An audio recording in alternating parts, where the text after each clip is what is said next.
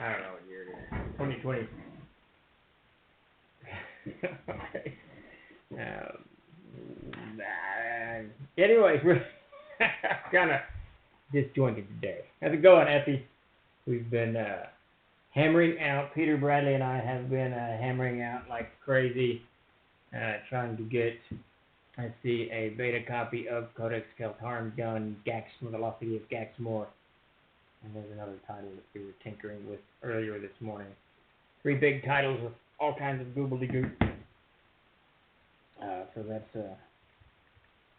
that's where my brain pan is at the moment. All right, good. We got sound and video. That's good. Chuck, I don't know if you're with us yet, but I did a little moving around the room, so if we need to get a light for the glare or whatever it is you were talking about, let me know. My intent on that wall behind me is to get a huge, Jason, a huge map of the world of air. I damaged one of ours. I dropped one of ours. Troll Lords and bent the living crap out of it, so it won't retract. It won't go back up into its spring roller. So I'm going to cut it out of it and then put some grommets in it and hang it on the wall behind me. That is the plan. But we are here on a Tuesday afternoon, May 12th. I get all my stuff situated. Oh, what's going on? There we go. There we go. I think Chuck is joining us, or the bots are working. I'm not sure, one or the other. But we're here to talk about anything Troll Lord, anything industry related that I might have some information on, or Catholic Crusades, all kinds of stuff. I did not tweet this stream. I can never remember to tweet. I don't know why. I can only remember to tweet when I go to Pinterest and I look at some images, which I started to do this morning, and write a little adventure, kind of like a flavor text around it. And then I think, oh, I need to put this on Twitter. So I go to Twitter, but I can never remember to tweet. But Chuck, do you hit my Twitter account when you're doing that, or is it just the Troll Lord?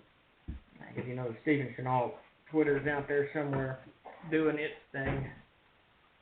Alright, there's no solution to that, so it will show on mine. Alright, good.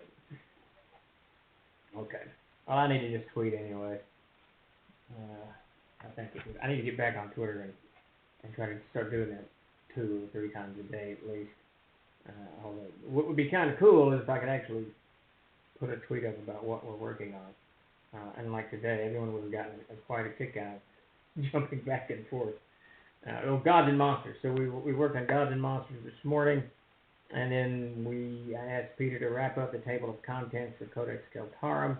He asked for the monster appendix. I hadn't finished that. I finished going over it, and I did not get that to him, but he did get the TOC, so I think we got that out to backers so they can start looking at what's coming. And then he is presently hammering through the Lost City of 𝚃𝚘𝚕𝚔 for the 5th edition version of that game. That adventure that we hope to get to backers tomorrow. It will still need a little bit of work, but at least let everybody see what's coming their way. It's just good. But these camera angles are weird. Last week I felt like I was really on top of it, and this week I feel like I'm far away. I'm on Twitter pretty much all day. Get people following me. Yes, follow Elflair, Jason TOG, and I'll be happy to post whatever you like. Perfect. Yeah, I like the Twitter platform well enough. I like its brevity. I'm a huge fan of brevity, but I just don't ever think about it. I've got Facebook kind of lodged into my head.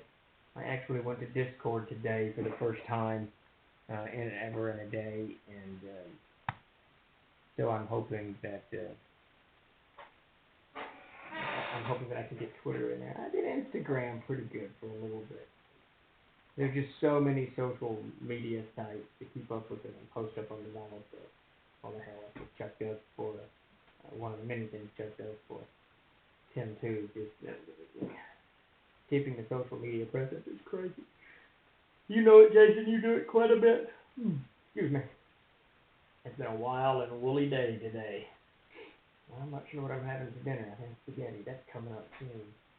So let me just dive into it. We usually give everyone a few minutes to wander in. This is Ask Me Anything.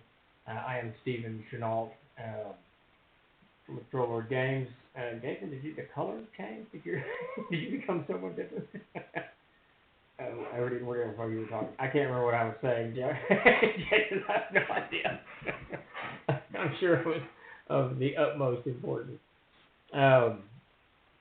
So if you have any questions, how's it going, Commander Pete? Dark Cool. If you have any questions or comments, throw them in the stream. I'll do my best to address them. And this is really anything Castles and Crusades or Troller games or any of the games that we do, like Amazing Adventures or what have you, along with 5th edition and Amazing Adventures 5e and Victorious. There's Star Siege coming down the pipe. We just finished printing off the Wild Stars supplement, which is really kind of an intro to a new setting. How's it going, Kagadora? We got I don't know, whatever. Oh, and industry. So any questions you have, just hurl at me, and I'll do my best to tackle them. I am the CEO of TLG. Been sitting here in the chair since Matt surrendered the chair in 2003 or 2002. I can't remember. It was too long ago. So it's been an interesting ride through a historical development of role-playing games from pure paper to VTT.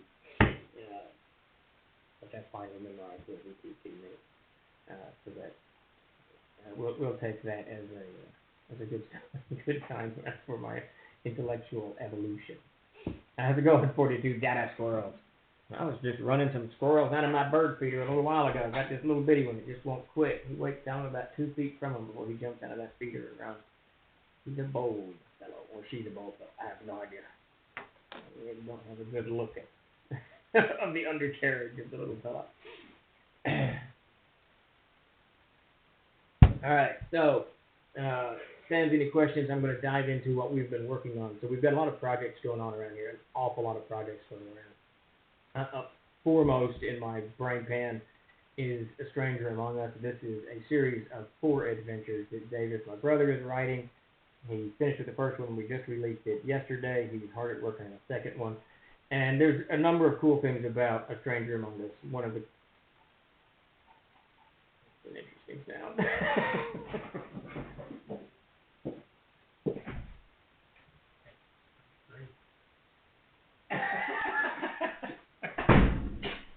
There was a gunfight going on outside the office, so there you go. Oh, good deal, Bifford. Excellent. Yeah, so A Stranger Among Us is really cool for a number of reasons. One, it's bringing a new adventure, something, not a repeat or redoing something out and just to the general gaming public, both in Castles and Crusades and 5th edition, which is nice. It's fresh adventure. I can't remember what level it is. I think it's mid-level. Davis, my brother, wrote it, and he's tied it very nicely to the world of Aird, and he's begun exploring a section of Aird that has been very little done on it, the Plains of Acrisos. I think I did a little bitty taste of it in some Kickstarter adventure that I did. So he's kind of dove into that. And even more than all of that, we are experimenting with a new map design. Kumbo has led a whole bunch of folks to dive in and kind of create these maps. I will get the platform on. I think it's in Dungeon Fog that they're creating the maps.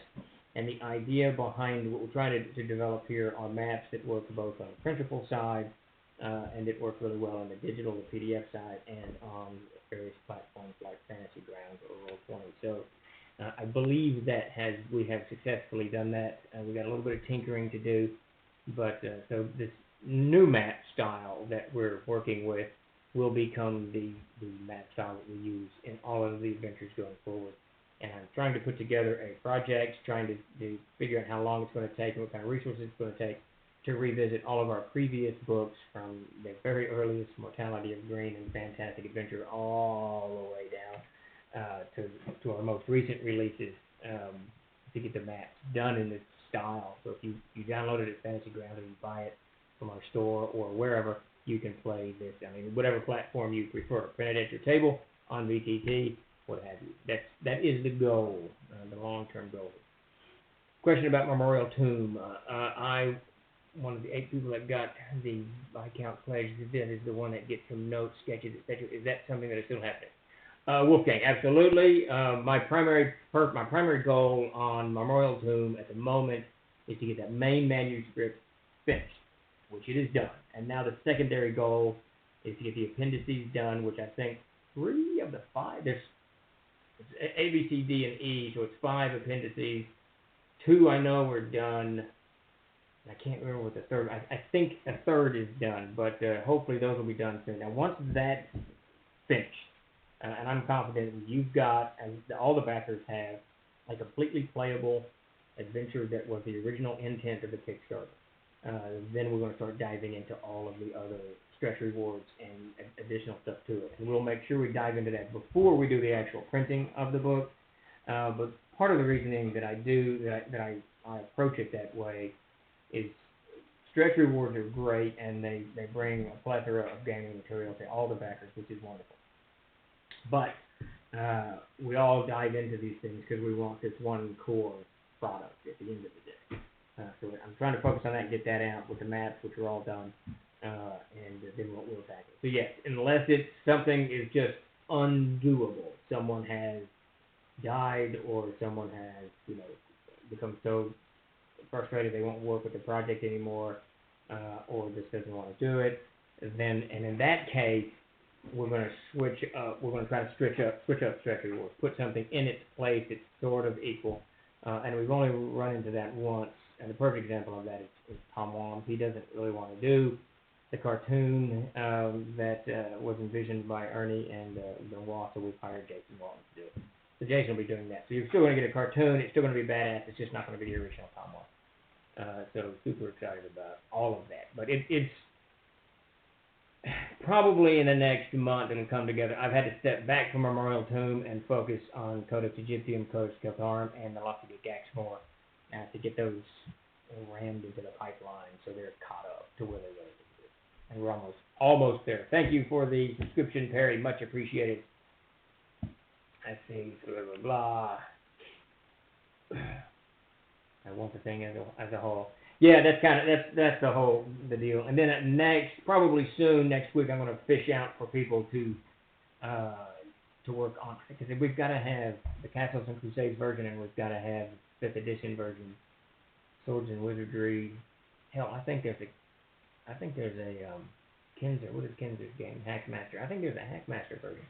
We're going to have to step out and figure out. We're going to have to find some volunteers, because those systems, none of my crew have any knowledge of. Probably Jason's going to be the closest with kind of a roundabout knowledge of all these systems, but I don't think he's going to be able to translate it in Sword and Wizardry into Hackmaster and whatever other systems floating around. No, it's Memorial Tomb, Jason. That Kickstarter with Ernie Gygax, and Jason just asked what I'm talking about. So what I'm specifically talking about is the Kickstarter that Ernie Gygax, Gary's oldest son, and Benoit, I think his last name, I don't know how to pronounce it, so I'm going to mess it up, have put out. Did it as a Kickstarter a few years ago. It's really badass stuff, but it kind of got gummed up a little bit, but we'll fix it. I'm not keen on the O and the title font. It looks like the top line of pixels have been cut off. In Area 6 Courtyard. Bifford, what are you talking about? Are you talking about Memorial Tomb? Let me know if that's the one you're talking about. We've got so many projects floating around. Gaxmore, maybe? I don't know. There's absolute tons of them. So at any rate, these maps, super excited about these maps because it's going to allow us to kind of branch out. Not even branch out, it's going to allow the end user to have a tool at their hand that's far more useful. No matter what your pleasure is or what your training is, you can dive in and use it. So super excited about A Stranger Among Us. And second up, as we kind of hammer through these books that are finished, Codex 𝚃𝚘𝚕𝚔, The Lost City of Gaxmore, and Codex Egyptium, and then layout, which it can be problematical at times. I'm beginning to shift my energies in a completely different direction. See, I had pretty much written off Memorial Tomb until you guys stepped in to help with it. Well, I'm glad we could be of help to Ernie and Benoit. I know that this end of things, it seems kind of easy.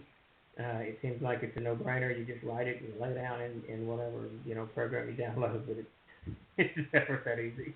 I wish it were that easy. There's just so many small aspects of it that I think that they just got. It was just too much. And then once you get so overwhelmed, you just don't want to do it anymore. And then it becomes, especially if you're doing creative stuff, it's difficult to pursue it. So I could feel their pain. Luke is the one that actually directed me in that direction and said, "Hey, is there anything you can do?" And that's when I shot him an email, and it's working. Hopefully, it's working out. I think it's going to turn out really great. I know the material that Laurence and Ernie is producing is fantastic. So I'm super pumped on it. Good stuff.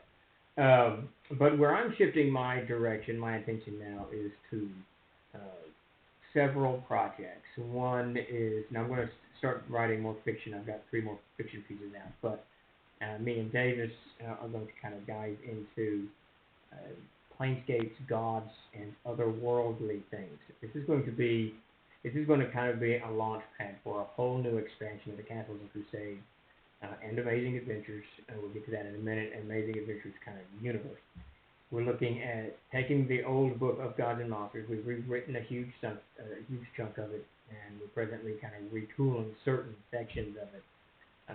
And we'll release that, and of Gods and Monsters will kind of be a launch pad, is I guess the word I'm looking for, should have used earlier. Gods and Monsters will be a launch pad into this Planescape. I really want to get into a Planescape book, a book. Davis and I've kind of outlined it. We'll start writing and working on that.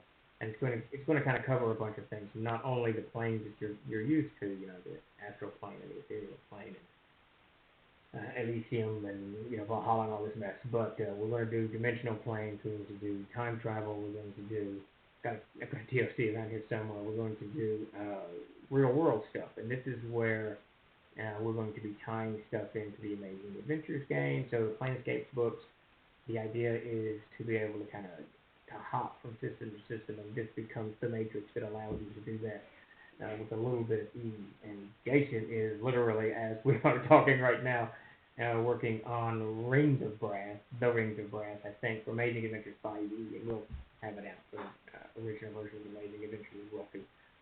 But a book that kind of merges these in a really cool way. And another book of mine that teases the Runes of Ends Meet is in editing now, so we've kind of already begun down that road, and I'm anxious to get Of Gods and Monsters finished so that, 1, you guys have it, and 2, we can use that as our launch pad going forward into developing the other world. It's just one of those that, you know, the game's been out for 2 decades now. We're 15 years old, something like that. And it's time to really push into the very high level stuff. My game, they've reached 15th level. I'm sure a lot of y'all's games have. And then you tie all of this in stuff with Austrag, which of course is high level. So it all kind of comes. It's all coming together, I think, in the next 12 months. As soon as we get some of these other projects wrapped up, which we are doing at a pretty good clip. So there is that. It's a dimension hopping sequel to Rise of the Red God. Yes, and he's got some cool teasers in it. Some cool teasers in it, some stuff that Jason and I have been talking about doing for about 3 years, I think. I can't remember where we were, Jason, when we had the idea, but it was Gen Con, I'm sure. But we've both batted it around for long enough. Well, there's a lot of work ahead. It's exciting to hear this news. Yeah, Ultra Magnus, I'm actually really pumped on this. You know, when I did the Adventures Backpack, I did a very short section of 2 pages on the plains of Ares. That's actually what got me fired up about it. When I played AD&D so much, we did a bit of plane travel. It wasn't ever a huge arc that was part of the game. It was just, it became the focus of the game. It was really a piece, you know, of the arc that we were playing. But I always, those couple of pages in the back of the player's handbook was more than I needed. We had the diagram of the wheel, I think, and the astral plane on the outside of the ethereal, and all of the mythological planes. It was just really a cool graphic that was, for me, very evocative. It really kind of captured my imagination. So when I redid, I kind of took that concept and put it into the Adventures Backpack, and ever since I've been kind of fired up about it. I've been kind of wanting to do, and it's sort of a challenge too, because I run, as many of you who come to my streams know, I run a lot of overland outdoors. I do a lot of dungeons. And I've done Planescape adventures, not frequently, but enough that I've, wet my toes. But I've never been able to hold the story arc, I think, the storyline, in a non-material setting for extended period of time. It always seems to break down in the fantastic or, whatever it is. So I'm really wanting to dive into this. I've been kind of the plane of Concordian opposition, yes. Yes. I've been wanting to dive into lately running a game of first-level characters in a Planescape environment, which I'm going to do. I'm going to start first-level game soon, and we'll start running it in conjunction with the high-level that I do normally. And I'm kind of stoked about that, to see if it's actually sustainable, to see if in the face of the utter and total mythic and fantastic and otherworldly, if low-level characters can survive. I watched this movie. I'm not going to give away any spoilers. I'll try not to. I think I usually do. But I watched it just not too long. It's called, the original tale of Hansel and Gretel. So the movie is called Gretel and Hansel. I got it on Apple TV. I think I rented it one night last week. And I watched it. And it's got really good, evocative scenery that kind of allows the viewer to step from what is a simple fairy tale of the two children going to a house of candy and get eaten by a witch into this kind of extra planar, dimensional risk. I don't know. It's one of those movies that just has very cinematic scenes. A lot of it. You'll have to watch it and be the judge as to whether it's put together well. But cinematically, I mean, from a viewer's perspective, the stuff things are beautiful. So it's kind of fueled my whole plane, the Planescape. And if you keep that in column A and column B, keep in mind that Hansel and Gretel, and in this case Gretel and Hansel, are children, sort of like first level adventurers going into this world of the supremely, whatever, fantastic. Can they survive? That's kind of what I'm struggling with the idea of Planescape, is making it so that low-level characters can survive. They can go through this extraordinarily weird, bizarre environment that are constantly changing and survive on and in high level. So you're not just fighting wars, to get to your next to the ogre to whatever. Steve, I'm embarrassed about this, but I think I made an Arid mythology mistake. How many moons it says the planet has? 2. Arid has 2 moons. Wait a minute. Was it 2 planets? 2 moons. No. I can't remember. It's 2 planets for sure. Oh, that is hilarious. I think it's 2 moons. Pretty sure. Let me pull out my handy codex to see what's going on here. That is too funny, Jason. I always get that jumbled in my head. I think it's one of those things I changed from the original conception to the modern. Arid went through a few renditions over time. Let's see. I'm looking now. It's just one. It's one moon. Yeah. Yeah, it's one, I think. The Renee is the moon. Yes, that's right. I lost my head up in mind. Yes, and Vet is the sun. Renee was made. Yeah, I completely lost my mind. It's a planet that I'm thinking. There's 2 planets. Yeah, no, it's Renee is the moon. When the All-Father wants light and he pulls from himself and he creates this long band of light and he casts it across the void or across the maelstrom, and there it lights the world and he enjoys it.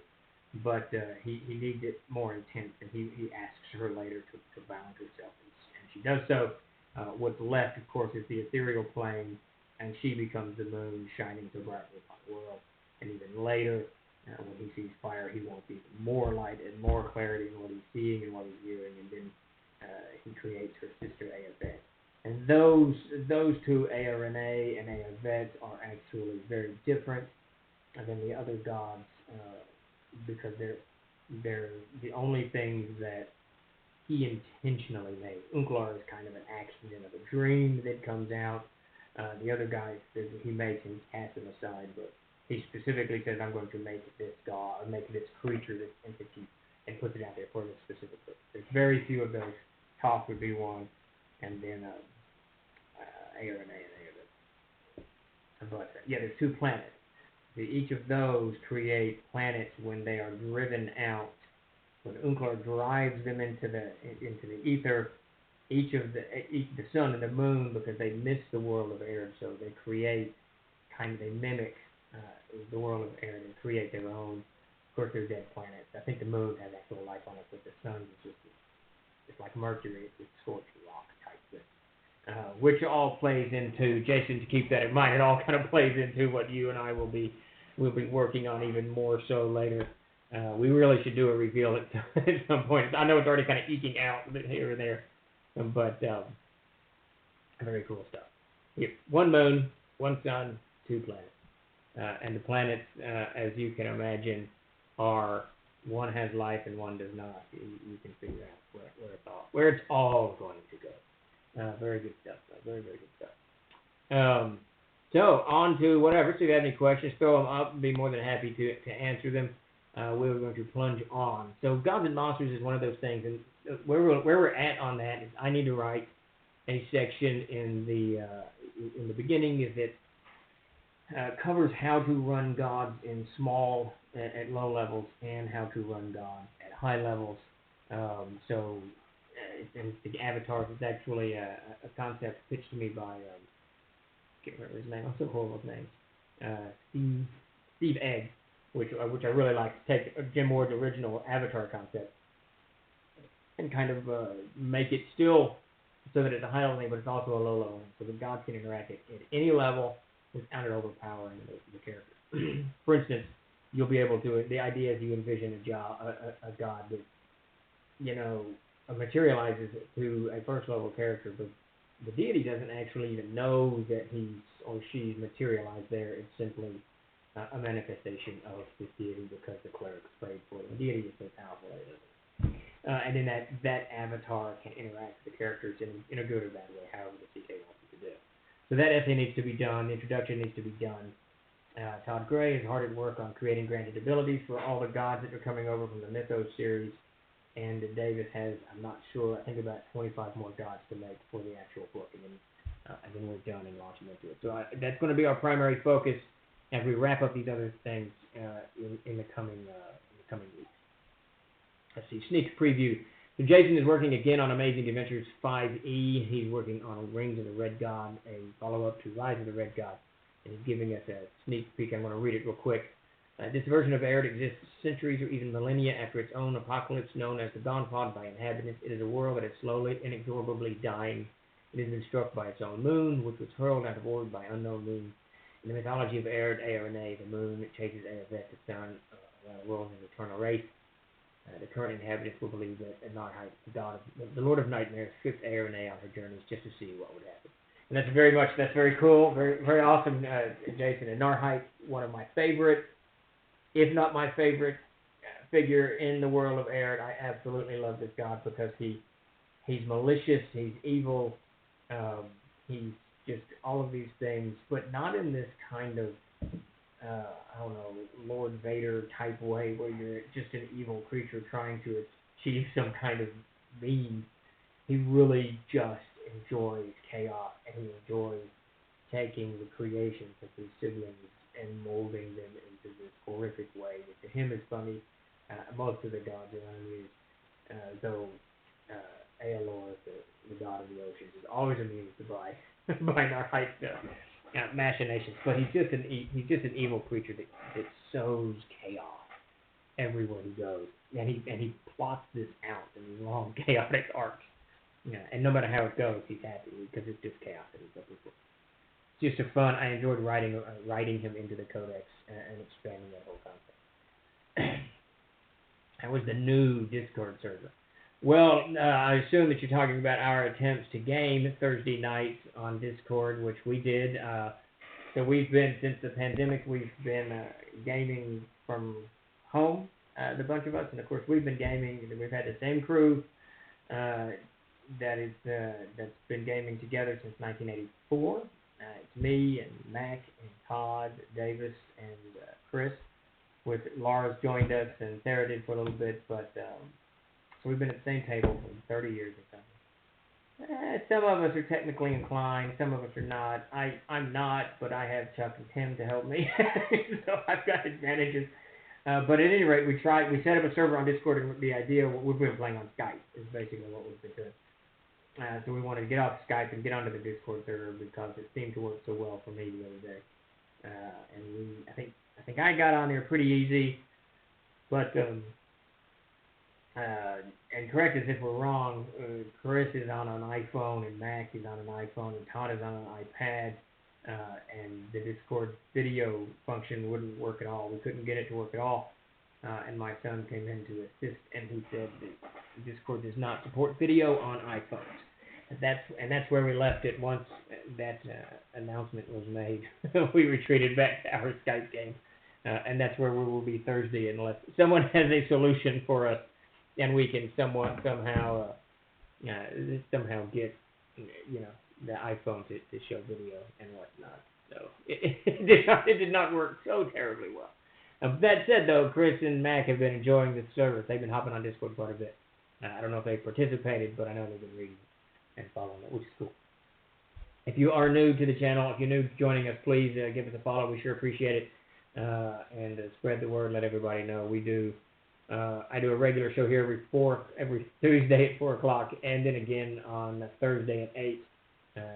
It's AMA at Tuesday, and then on Thursday we do GM Tricks of the Trade, where we dive into whatever we're discussing on that side of things.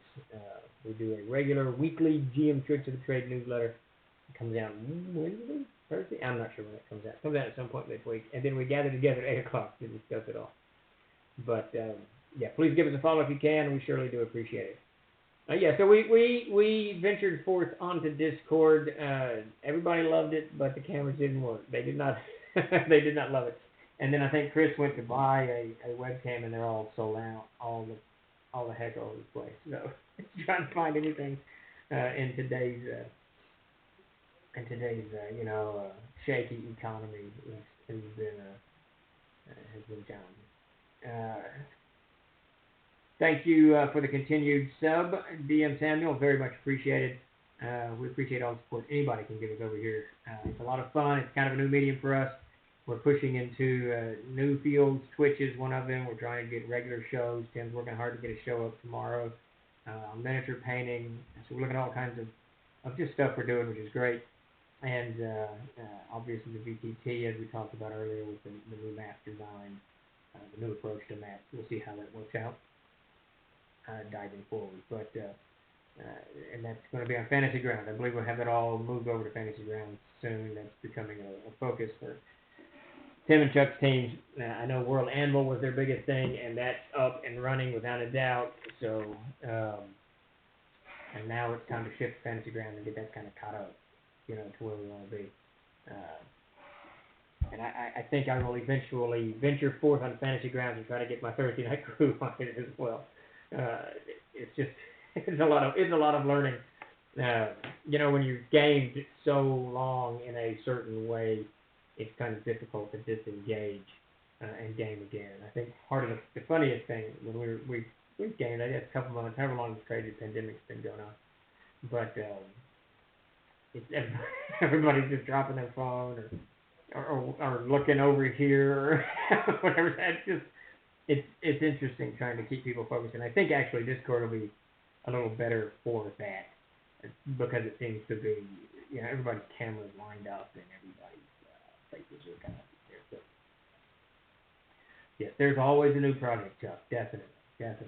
We're making some great strides in these last 2 weeks, but it never ends. And I went to bed last night, and it occurred to me, I don't know, I was lecturing myself about something.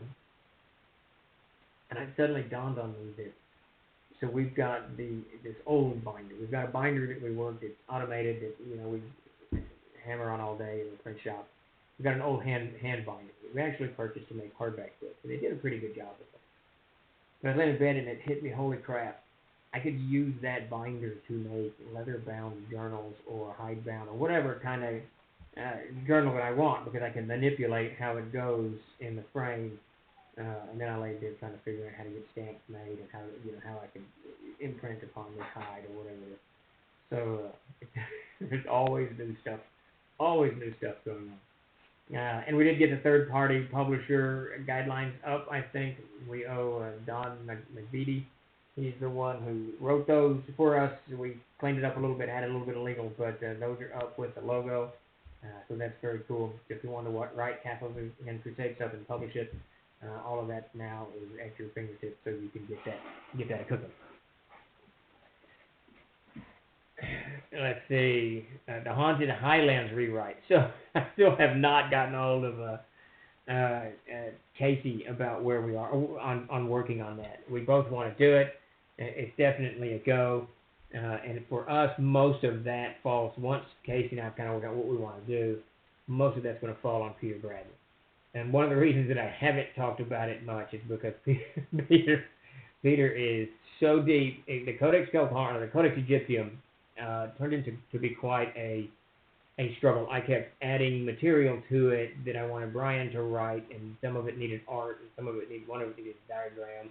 Then we needed a map of Egypt. It's just more stuff. The more I got into that book, the more I gave in. So it went from a 96-page book to 128 pages. I'm very happy with that. And now he's in the 𝚃𝚘𝚕𝚔 book, and it is as complicated as the Egyptian book. So he's hammered that, and I asked him to stop on that for a little bit and get Gaxmore up so we can get that out to backers too. And he's working on that literally as we speak. So there's so many things on Peter's desk, and on top of that, I've got some covers I need him to do that I haven't even broached with him yet. We talked about it a few months ago. Gods and Monsters is when he's working on the Spell Compendium, which is another book I want to move forward on soon. It's just a resource I think that is desperately needed at the table. But the Haunted Highlands is certainly there in my in the pool of projects that we're working on. It's right up there. I want to do a box set of C1 through C7 with a C0 thrown in there as well. And there's another box set that I want to do, not hard to collect. The Rune Lore material. There's 12 adventures and 14 adventures in Rune Lore. A good 90 pages of adventure material with background material and with maps. It also needs to be a box set as well. So it's one of the struggles that we have with here at TLT.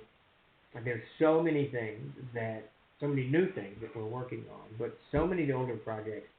The resources are better now. Our access to different box makers, to printing, to binding, all of this stuff is greater than it was when these things came out. So I really want to go back and kind of revisit it. In a perfect world, what I'd do is on Monday I would come in and next Monday just start over. We just start from the beginning.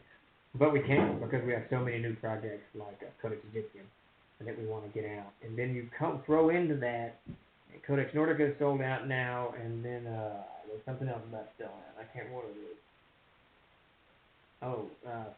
5th edition Mystical Companions. I think we got 8 of those left.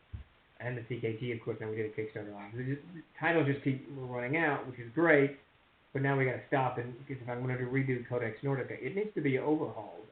We've added some material. We've added the info blocks for the gods, and that stuff needs to be cleaned up. So it's just there's so many projects that need to be fixed and expanded and overhauled, and then so many new projects, and then so many things that I want to do, Planescapes, that it all has become this giant jumbled prioritizing nightmare, which is good. These are good problems to have. The Haunted Highlands I would really, really like to get into. That one probably bothers me the most because in the Captain Keeper's Guide to the Haunted Highlands is 10 or 9 fantastic adventures that Casey wrote, and they're really just not accessible at the moment except in a PDF, and that's just not cool. The Player's Guide stuff you can get, but so Haunted Highlands really is on my mind as much as Gods and Monsters is. It's a good project I want to get kind of retooled and redone and rolling out the gate. Good stuff. I've not even read 99% of the stuff up on You're like me in books. I always will go, when I go to a bookstore to purchase books, I always get 4 or 5 books, and I'm not going to read these books. They're going to go on the shelf. And eventually, when I buy an extra Roman history, and it just sits there for 3 years, and I want to know something about Rome, I got a book. It's on Rome, and then I'll read it. So, yeah, I know that problem. Is it 9 in the Perry's at 9 in the 𝚃𝚘𝚕𝚕 to the Haunted Highlands? Yeah, and they're good adventures. I guess the 10th is the one. I can't remember the name of it. There's a 10th that was made later, and they're really good adventures. I mean, that's some of it's early Castles and Crusades. It's just really good stuff. Casey is a fantastic writer, really good game designer. He's a really good adventure writer. He really has the what is it? I don't know, the experience, whatever it is, the talent to make an adventure that's both really challenging and fun at the same time. And it has that fantasy element that we all love so much. So that stuff needs to come back out. But it's going to entail, the box will be easy.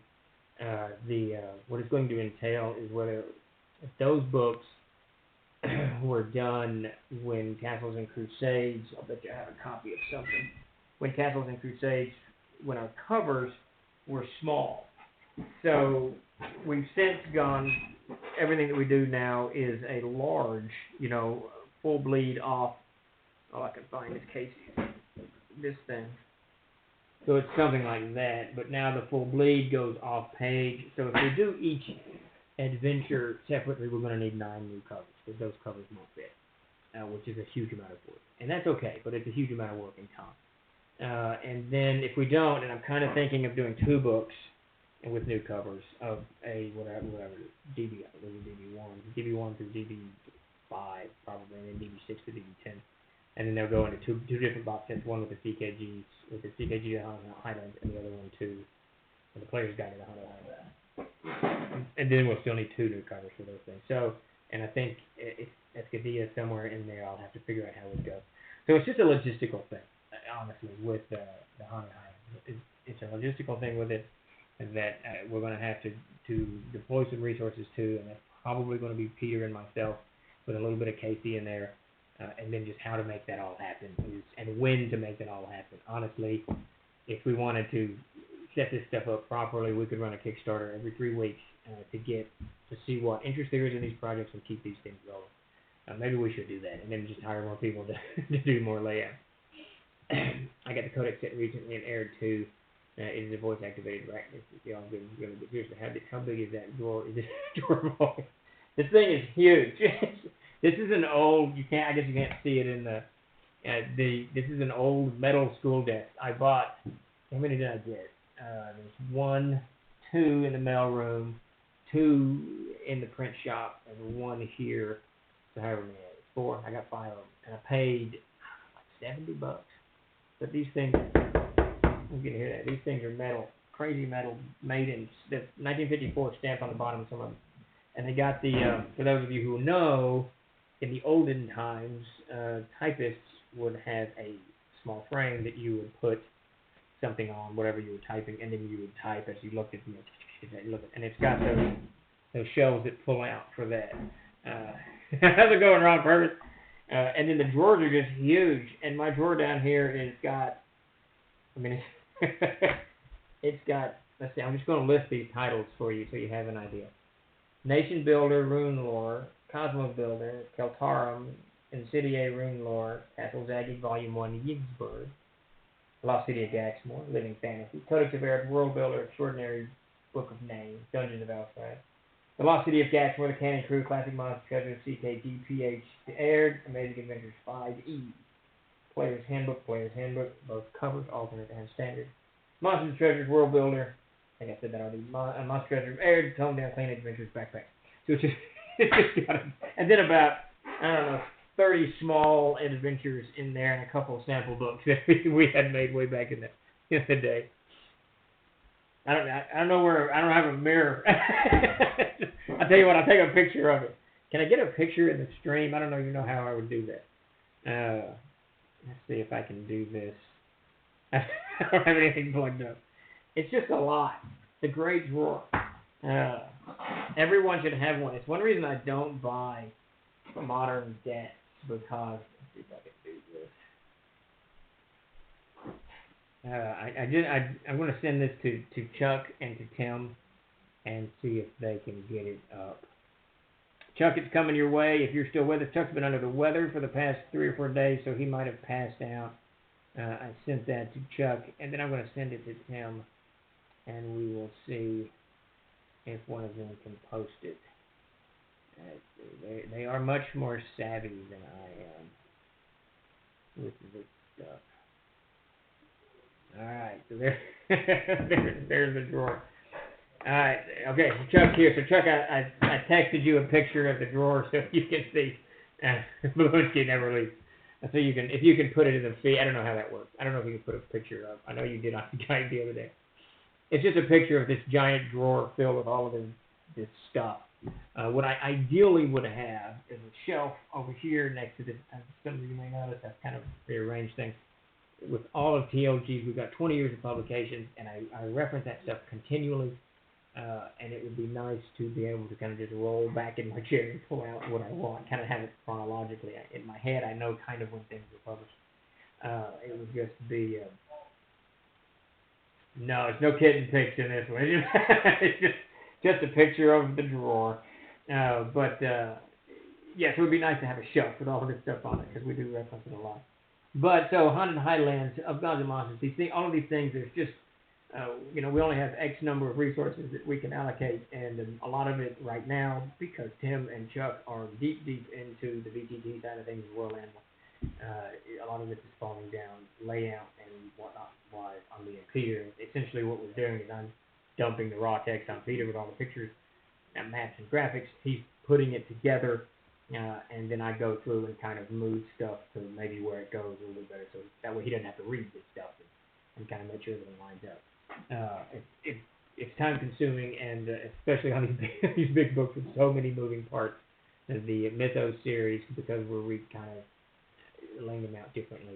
It's a huge amount of content that needs to be slammed up in every which direction. I unfortunately missed the Kickstarter for the Codex Egyptium. Any date for when the general public will be able to buy it? So that one, I think, is print ready. It needs to go to the printers in tandem with Codex 𝚃𝚘𝚕𝚔, and I'm hoping that by next week, Wednesday next week, it's ready as well. And then those two guys can head off to the printers, and about 3 to 4 weeks after that, we should get them back. That said, we will shift to backer kit very, very soon. As soon as I'm comfortable with the fact that we're printing them, we'll probably do open the backer kit so people can pay their shipping bills. And I think I'm like 99% certain that you can get in on it through the backer kit. I'm pretty certain that will let you do that. That should be in the next couple of weeks. I'll double check with Tim, and we got a lot of these things. Gatsmore's right up there as well.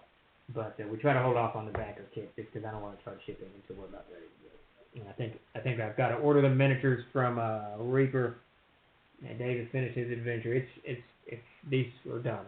We're basically done. We're in layout.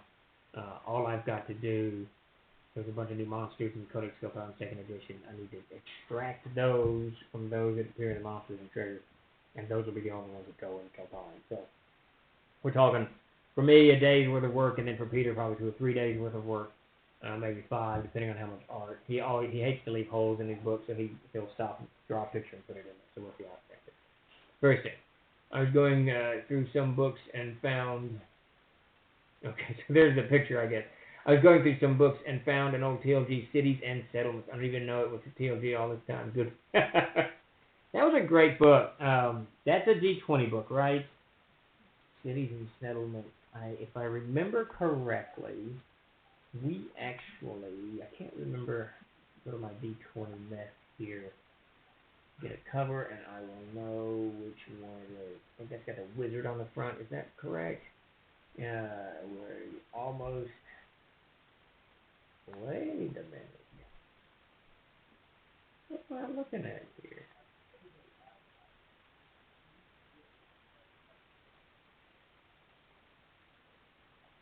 Where did you get that? You got that printed? Ultra Magnus, you had that printed? I don't even remember. I thought that was PDF only.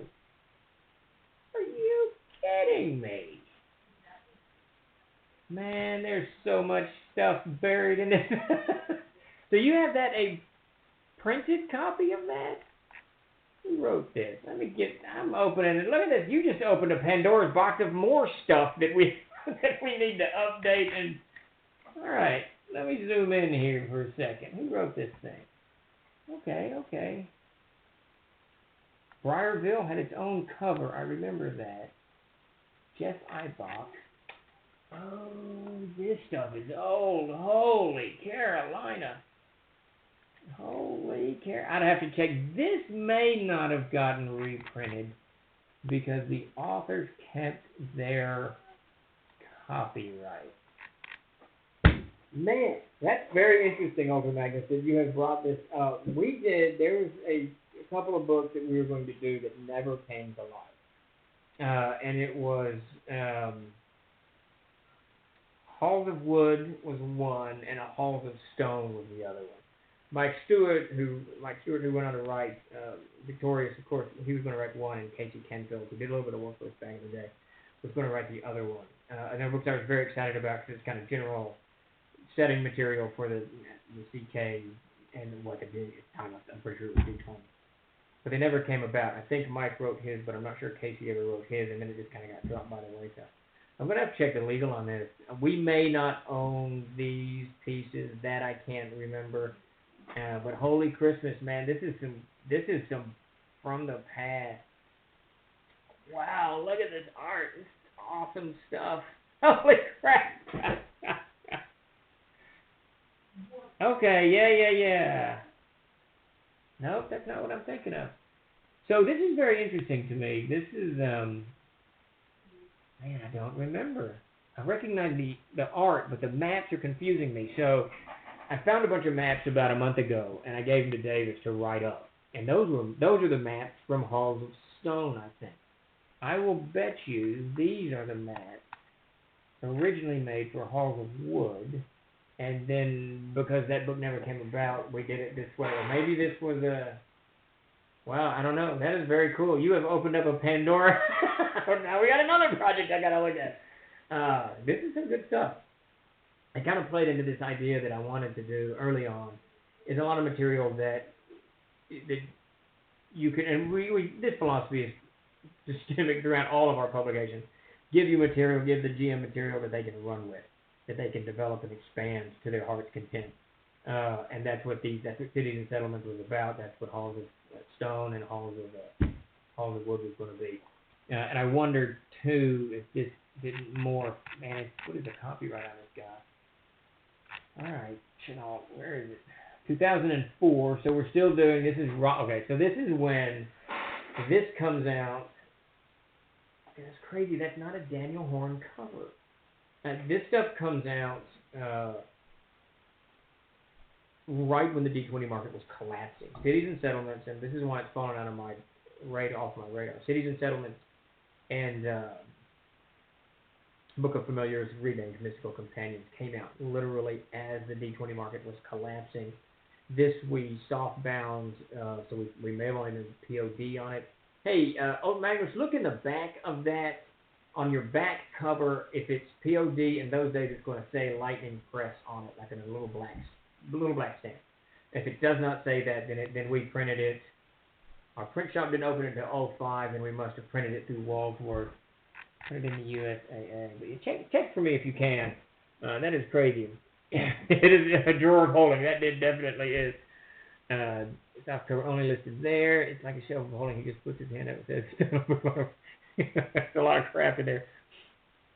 Holy Christmas. So no semblance of order needs to be had. Stuff that can drop it in the game is always useful. All right, thanks, Ultra Magnus. That's funny. I don't remember sending this to press. Very cool. Wait, here's a quote. Here's a price quote. This is going to tell me what is going on. Nope, it is such an old file that it will not open. It gave me wingdings. I'm not sure that's going to be helpful. Interesting. Absolutely crazy interesting one there. Huh. I love finding old stuff. And, we've been doing this long enough that there's crap everywhere. It's stuck in every nook and cranny. As you can see with my drawer, it's just stuff. And I try to put it in order, but it doesn't stay that way. And then when new books come in, I got to take something out, and I never want to take anything out. I use everything in that drawer. just everything in that drawer gets used quite a bit. So, just lots of stuff. Crazy stuff. Crazy stuff. Cities and settlements. Interesting. I'm going to have to delve into this a little bit. I like finding old stuff. There's a few things from the D20 days that I never returned to. Some of it for legal we didn't own. Sometimes we wouldn't buy all of it. There's another book we did. They had a wizard on the front. What was that? Path of the Magi. So Path of the Magi was another book we did way back when. I'm trying to find the guy's name. He's kind of famous. Who wrote a good chunk of Path of the Magi for us. No, I can't find anything like. Wow. I don't even have a PDF on Path of the Magi. See, in the early days, because we were so horrible at software and it was so different, of course, we didn't have PDFs. We would lay this stuff out in PageMaker, and then I would save the PageMaker because the internet, there was FTP sites, but a lot of printers did not have FTP sites. I would lay the stuff out in PageMaker, and it would go to Sean K. Reynolds. That's who was one of the writers on Path of the Magi. Yes, Sean K. Reynolds. There you go. Absolutely. Did I miss anything? I had to step out to give the wife a conference when I wanted to. Okay, I like going over it. No, not. Well, I'm just now going down memory lane with craziness. But so what we would do is we'd save the files in PageMaker, put them on a disk, and mail them to the printer, and the printer would do something with them. I assume convert them to PDF or something. I don't know. So Path of the Magi is old enough that I don't have, it appears, a PDF of it.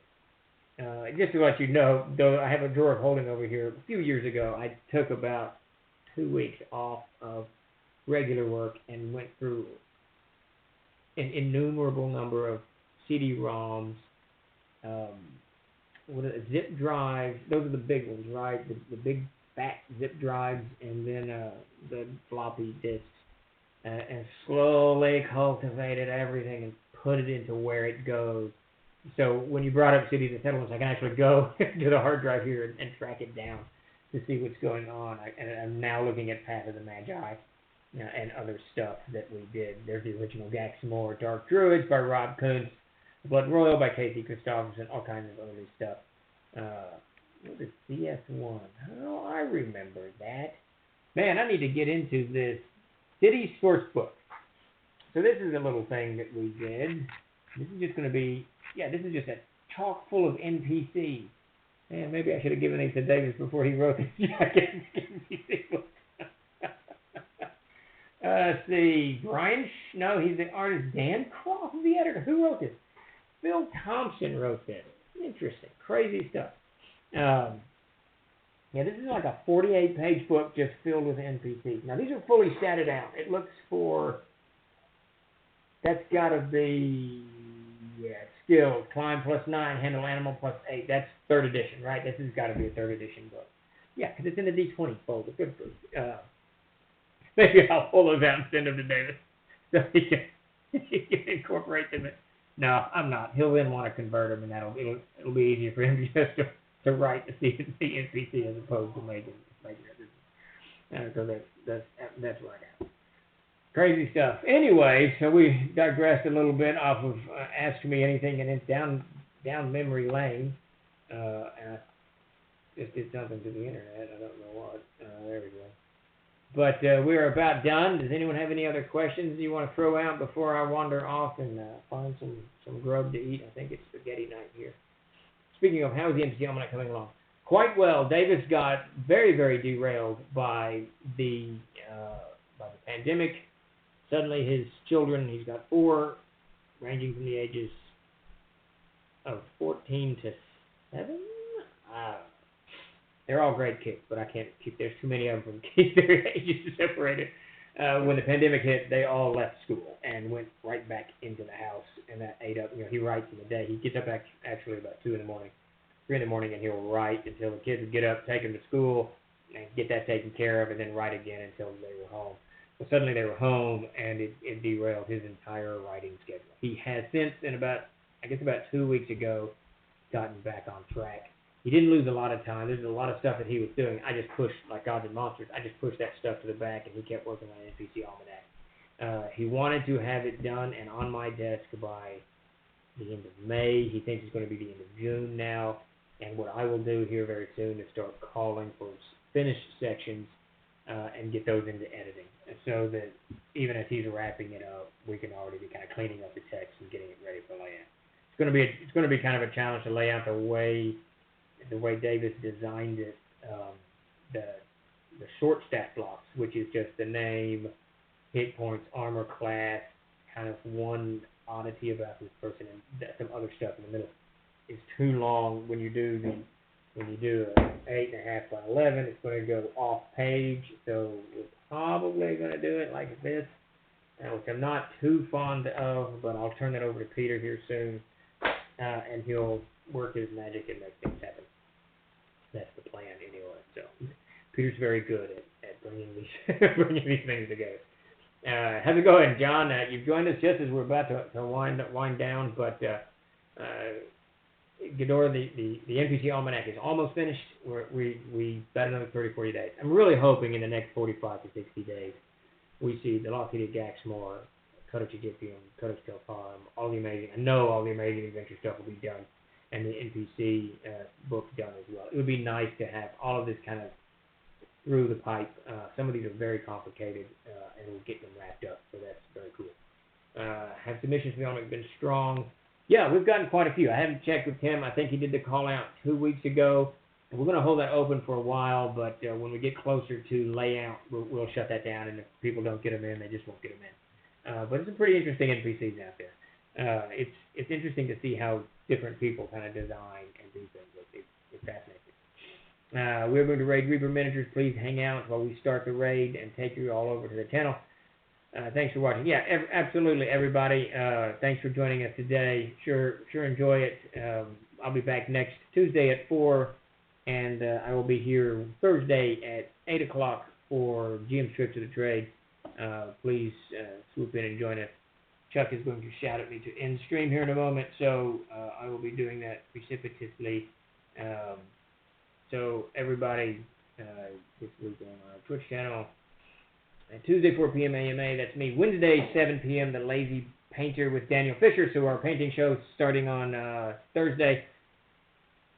on Wednesday at 7. Tricks of the Trade with me on Thursday at 8. And Babunsky Chuck will be here Saturday at 9 a.m. gaming. So definitely check us out and enjoy it. And right now we're going to send everybody into a raid. We're going to plunder Reaper and see what we can't make of that. I thank you all for joining us today. And if you have not, please give us a follow. We sure appreciate it. All right, Chuck, I'm kind of hanging on for you to tell me to end the stream. I'm going to end the stream now.